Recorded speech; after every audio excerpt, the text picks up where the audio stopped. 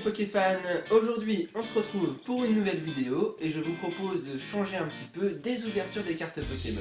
Je m'explique, je me suis dit que ça pouvait être sympa de changer de domaine et de s'intéresser à la protection des cartes Pokémon car vous le savez peut-être pas tous, mais vous êtes très nombreux à m'envoyer des messages privés pour me demander comment je protège ma collection. Et bien j'ai décidé pour une fois là, de nous faire une vidéo sur tout ce qui englobe la protection des cartes, que ce soit les pochettes, les classeurs, les protections des cartes ultra rares et aussi où faut-il ranger tout ça. Ne vous inquiétez pas, j'ai essayé de tout faire dans cette vidéo, elle ne sera pas longue, mais bon, ça va être utile de vous informer comment on protège les cartes Pokémon, les bases qu'il faut connaître au minimum, et je vous mettrai dans la description tous les liens des liens où vous pourrez vous acheter ce que je possède, mais chacun fait comme il veut. Moi je vous présente juste ce que j'utilise, et après si vous souhaitez faire pareil, vous pouvez regarder dans la description, il y aura vraiment tous les détails, ne vous inquiétez pas. C'est pourquoi la vidéo sera divisée en 3 parties, où tout d'abord je vous montrerai les bases pour protéger avec des pochettes et les complémentaires. À côté, je vous montrerai comment protéger une série, donc une série entière complète, c'est-à-dire dans un classeur, les pochettes et comment il faut la ranger.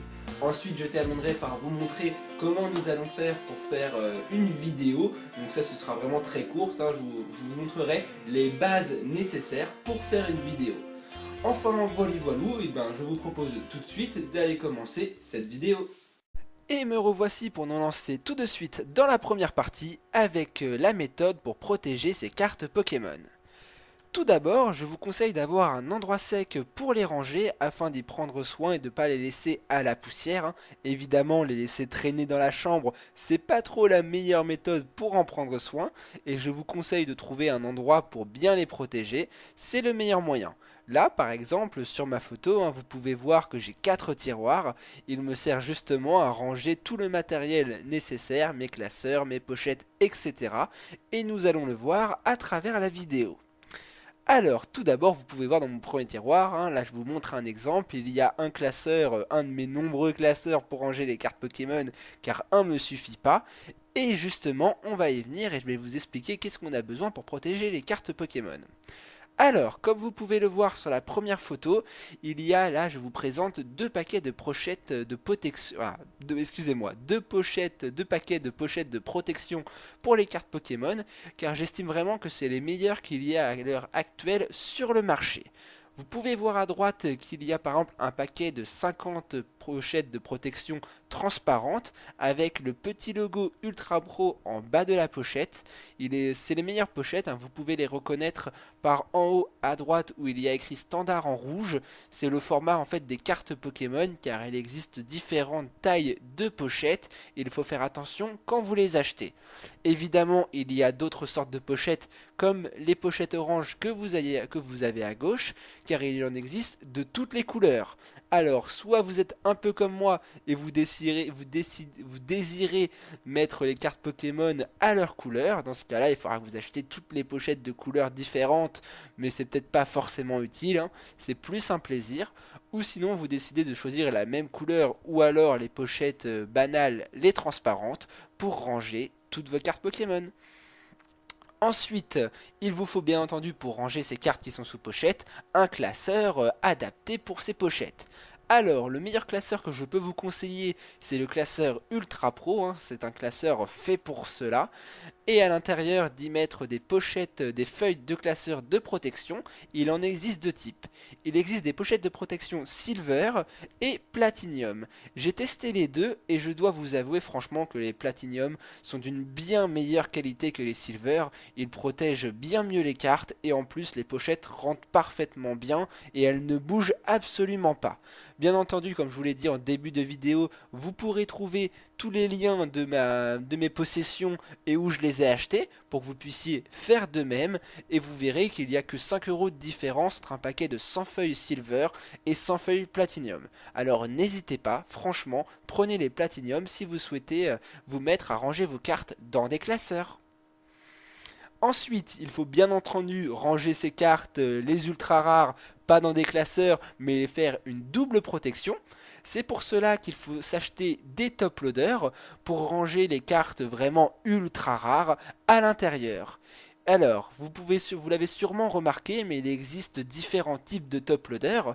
Pour ma part, j'ai choisi d'utiliser les premium top loaders car ils sont vraiment très rigides et protègent très bien la carte. La carte rentre facilement à l'intérieur, il n'y a aucun souci. Et moi, vous pouvez le voir justement sur mon Lugia EX que j'y ai mis un petit bout de scotch en haut pour ne pas y laisser rentrer la poussière. C'est un peu ma marque de fabrique, c'est ma façon à moi de protéger mes cartes, mais certains pourront s'acheter d'autres types de top loaders, car j'en connais qui ont des bords noirs, ou d'autres formats de top loaders qui sont des régulars, mais cette fois elles sont plus souples, donc j'estime que ça protège moins bien la carte. Ensuite, ces top loaders, faut pas les laisser traîner non plus, car moi personnellement, j'aime pas que mes top loaders soient rayés de partout. C'est pourquoi je vous conseille de les ranger dans des Pokébox. Les Pokébox, faut bien que ça serve à quelque chose. Et j'y range bien sûr tous mes top loaders. Vous pouvez d'ailleurs le voir sur ma photo suivante où j'ai quand même toutes mes Pokébox qui sont rangées dans mon tiroir. J'en ai plus de 5, là j'ai 5 Pokébox et à l'intérieur il y a des top loaders de chaque série. Alors vraiment, c'est vraiment très intéressant de les ranger à l'intérieur pour les protéger à 100%. Après, chacun fait comme il veut, il y a différentes méthodes et moi je vous expose les miennes. Passons maintenant désormais à la deuxième partie. Et c'est parti pour notre seconde partie qui va se consacrer au rangement d'une série dans un classeur. Effectivement, c'est peut-être pas si évident que ça de repérer les séries quand vous les rangez toutes dans votre classeur, et chacun y apporte différentes méthodes. Pour ma part, je me suis dit que je voulais une méthode qui n'avait pas besoin d'y introduire n'importe quoi dans le classeur afin d'y apporter encore de la poussière, mais plutôt d'être un petit peu plus intelligent et d'exploiter les boosters d'illustration Pokémon.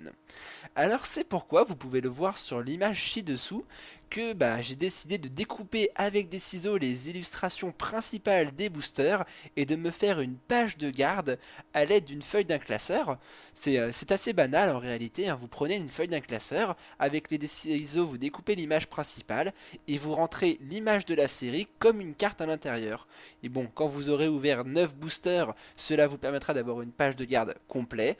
Personnellement, là vous voyez que c'est Ex-Phantom Holon, c'est parce que dans le passé j'ai quand même ouvert pas mal de cette série là. C'est pour cela que j'ai réussi à faire ma page de garde. Néanmoins, au fur et à mesure, vous y arriverez vous aussi. Ça, en réalité, cette méthode, c'est tout de même pour réussir à s'y retrouver.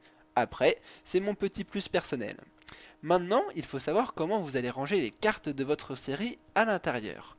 Alors, personnellement, je compte toujours combien de cartes de la série il y a, et avant d'y introduire les cartes que je viens de me faire en ouverture de booster, j'attends au moins d'avoir ouvert 4 boosters, car sinon je trouve que c'est pas utile de déjà entamer 12 pages de classeur pour avoir ouvert seulement un seul booster. 4 pour moi, c'est le minimum.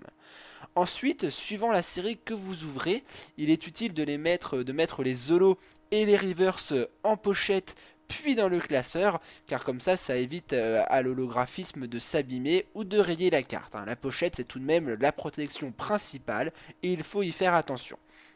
Ensuite, comme vous pouvez le voir avec le Simiabras, vous rangez le Pokémon qui est déjà sous pochette dans la feuille de classeur et le tour est joué. Alors que par exemple des cartes qui sont simplement normales, pas d'effet reverse ou holo comme le Wistigram au-dessus, et je le range comme ça, sans pochette, dans la feuille de classeur. Et lorsque plus tard j'acquérirai la reverse, je la remplacerai et ce sera la reverse qui sera sous pochette, puis dans le classeur. Voilou pour savoir comment je range mes cartes dans le classeur. En plus, par cette méthode-là, je trouve que c'est beaucoup plus simple de s'y retrouver dans le classeur et que ça donne quand même plus de couleurs. Moi, j'ai des pochettes pour tous les cartes Pokémon, de tous les types existants. J'ai des pochettes de couleurs qui leur sont adaptées. Et dans mon classeur, quand je tourne les pages, je trouve que ça fait beaucoup plus gai de trouver des Pokémon de toutes les couleurs que d'avoir des cartes de toutes les couleurs, enfin de la même couleur. Personnellement, plein de couleurs différentes. Moi, je trouve ça génial. Par contre, bien sûr, il y a des séries où vous n'aurez pas forcément des reverse, comme les séries Wizard.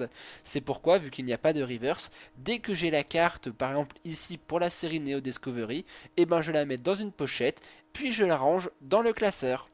Voici voilou comment je fais pour ranger mes séries dans les classeurs. Maintenant, je vous propose de passer tout de suite à la dernière partie. Alors, dans cette dernière partie, elle va être très brève, hein, c'est une petite méthode comment faire vos vidéos et vous donner un petit aperçu et une petite aide pour que vous puissiez vous aussi en faire dans les meilleures conditions possibles.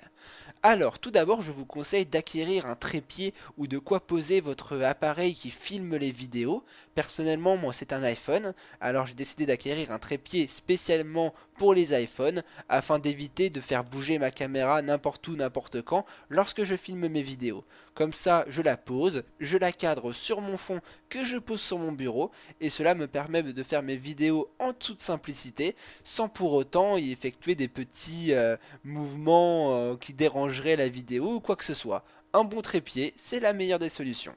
Après, chacun se débrouille suivant ses méthodes. Ensuite, il faut bien entendu prévoir votre ouverture de booster Pokémon, hein, car quand vous allez ouvrir vos boosters, les cartes, il va falloir les ranger au fur et à mesure, ou les déposer à côté de vous. C'est pourquoi là, je vous remets l'image de mon Lugia X sur un torchon, car en fait, ce torchon qui est en coton, c'est super pratique, car quand vous avez fini d'ouvrir un booster, vous posez les cartes sur le torchon, et comme ça, vous pouvez reprendre un autre booster et continuer la vidéo sans perdre de temps. C'est vachement efficace, car comme ça, une fois que la vidéo sera fini, vous pourrez prendre votre temps tranquillement pour ranger les cartes sous pochette sans pour autant les avoir posées n'importe comment sur votre bureau. Voilà, moi c'est ma petite méthode personnelle que j'utilise, mais peut-être que vous avez des méthodes aussi, alors n'hésitez surtout pas à me dire les vôtres, et j'en prendrai note pour essayer de m'améliorer moi également. Enfin, voilou, je vous ai expliqué comment protéger ces cartes Pokémon et les petites bases pour tout collectionneur qui se respecte. Maintenant, vous avez peut-être aussi vos méthodes, alors n'hésitez pas à m'en faire part dans les commentaires, car ça me ferait très plaisir de découvrir les méthodes que tous les collectionneurs utilisent. Et j'espère que la vidéo vous aura plu. Sur ce, je vous dis à la semaine prochaine pour une ouverture de booster Pokémon. Je ne sais pas trop encore quelle série nous vous ouvrirons, mais je vais y réfléchir. Et je vous souhaite à tous une bonne semaine. Jusque là, portez-vous bien et à bientôt. Allez, salut tout le monde.